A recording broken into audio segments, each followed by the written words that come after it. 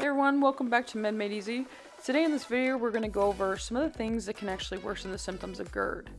Many people suffer from GERD. It's a very common condition that can actually cause symptoms of sore throat, dysphagia, sour stomach, disruption of sleep, regurgitation of food, chronic cough, bloating, a lump sensation in the throat, chest discomfort, and even worsening of conditions like asthma and sinus issues.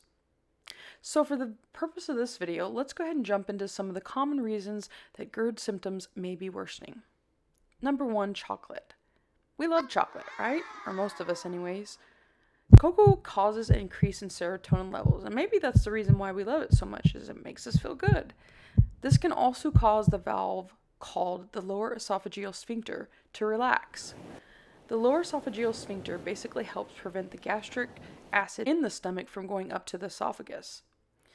As the lower esophageal sphincter relaxes, it can cause the gastric fluid to escape from the stomach.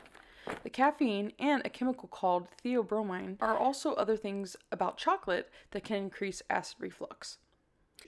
Moving on to the next thing, eating big meals. Eating large meals in one sitting can often cause that extra pressure on that sphincter, which can lead to acid leaking up into the esophagus. Number 3, gaining of weight.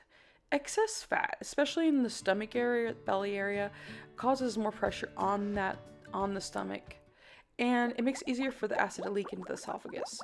And obesity can actually be one of the leading causes of GERD. Number 4, NSAIDs. NSAIDs like ibuprofen can actually irritate the stomach lining. NSAIDs are considered a significant risk factor for GERD.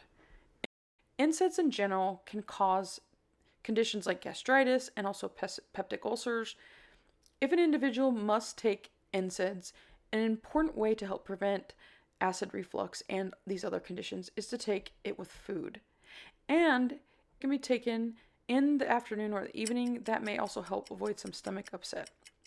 And sometimes a secondary acid reducing medication may be needed to reduce the risk of the side effects related to NSAIDs. Moving on, number 5, hiatal hernia. Hernia is when the top part of the stomach bulges through the diaphragm. The diaphragm is a thin muscle that divides the chest from the abdomen. Basically, when you have a hiatal hernia, a small portion of the stomach is protruding through the chest cavity. The diaphragm usually helps to prevent the stomach acid from rising up into the esophagus, among other functions that it has. An individual can have a hiatal hernia and not necessarily have GERD.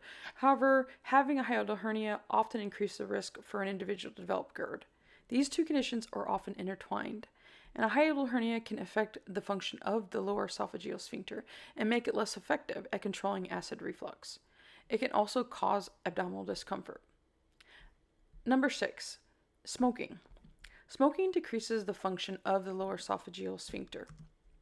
The pH in the stomach and the esophagus are different, and so if the acid from the stomach goes up into the esophagus, it can cause erosion, inflammation, and damage to that tissue. The sphincter helps to prevent that because it closes things off. The sphincter basically closes off the opening from the esophagus and the stomach. There are some other things that smoking does to increase the GERD symptoms. You can see this list here. I'll just put this here for everyone to see. Fatty foods. Fatty foods, specifically fried foods, are culprits of increased GERD symptoms.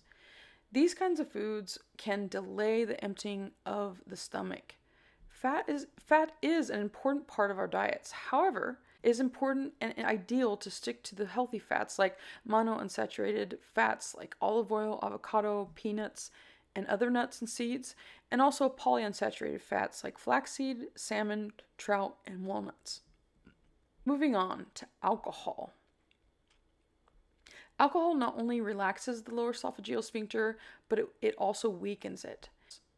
It can also stimulate the stomach to make more acid as well. And moving on to the final thing that I want to talk about today is caffeinated beverages. I know, this one hurts, right? But unfortunately, it is a major trigger for GERD symptoms. You can try uncaffeinated beverages and that can somewhat help, but then in some of those beverages, it also has carbonation, and unfortunately, carbonation sometimes can be an issue for acid reflux as well. Well, that's it for this video today. Make sure to hit the subscribe button and give this video a thumbs up if you like these kind of videos, and also hit the notification bell for the latest videos. All right, everyone, take care. Until next time. It might take some time.